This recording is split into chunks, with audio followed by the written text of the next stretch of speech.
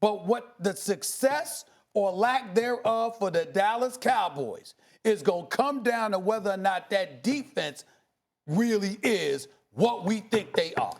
I disagree. I think it's going to come down to the offense because I have faith in the defense.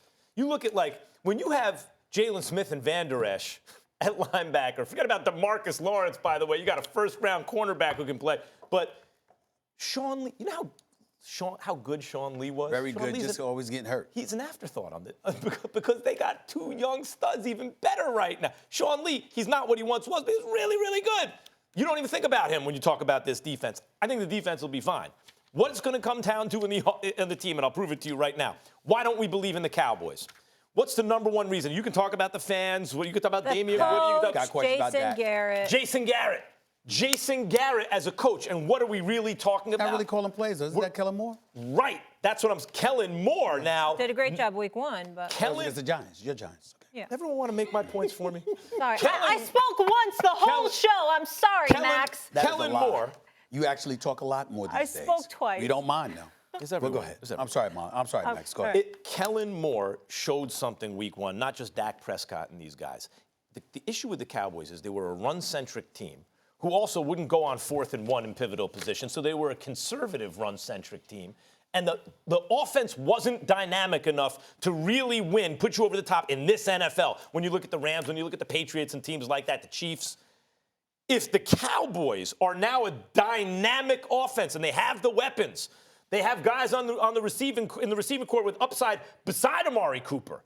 Dak Prescott's really that guy because the offensive line is full together and healthy for the first time in a while. If they're a dynamic offense and Kellen Moore is a dynamic play caller, this team can win the Super Bowl. It's going to come down to the offense. I know they can play defense. Well, listen, offense, absolutely. You got to be able to score points, and the offense and Dak Prescott showed out. But I'm going to go defense. Number one, defense travels.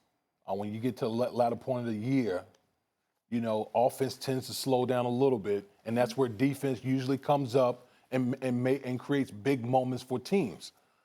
I understand Dallas has a unique formula because they want to run the ball, they want to control the time of possession, which keeps their defense fresh. It wasn't that way week one because obviously Zeke was coming back, you know, from Cabo, and you don't want to wear him out and all those type of things. But I think with all the pieces that the Dallas Cowboys have on offense, they have continuity on offense. Their offensive line has been together. Okay, they got the quarterback has been there a while. Zeke has been there a while.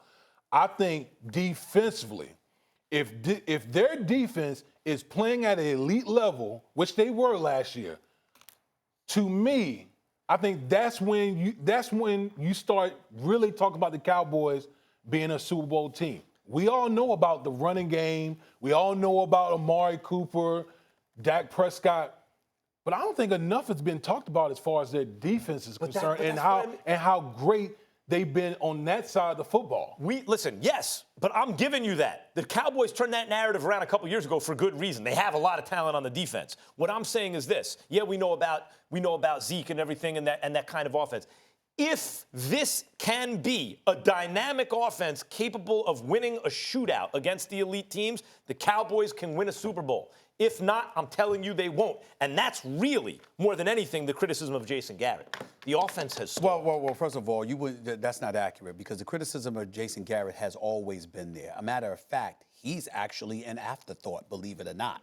When people think about the Cowboys, too many people don't think about him. You accurately so, I might add, bring him up. You're not wrong in that, but I'm telling you, most people don't think about him, especially since he ain't calling plays. What you're thinking about is the transition from Chan Gilly to Kellen Moore. The fact that you had a run-oriented offense led by Ezekiel Elliott, which gave you cause and justification in your mind, if you're Jerry and Stephen Jones, to justify holding down the fort in terms of not giving Dak Prescott his money up to this point.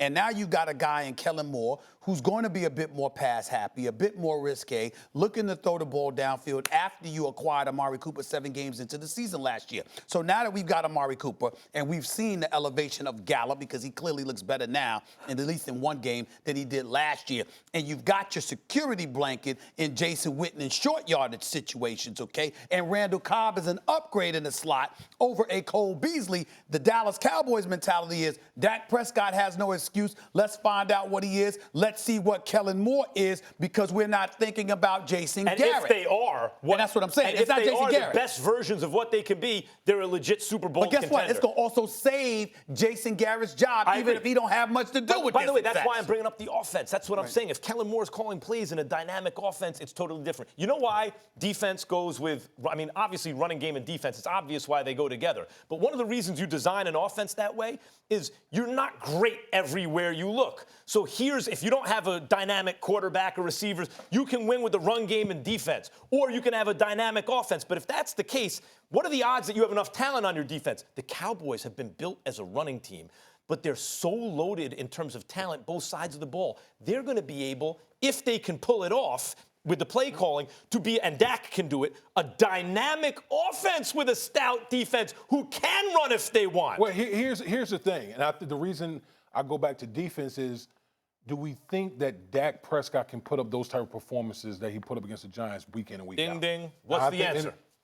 No, I don't. I think he played out of his mind week one. There's no question about it. But I think that's why to me the defense is the focal point, because you don't expect those type of performances out of Dak Prescott every week. Well, not and just you're going to get into low scoring battles. That's where your defense comes through. Listen, Max, I don't blame you for taking that position, because you can make an argument either way, and I appreciate your point.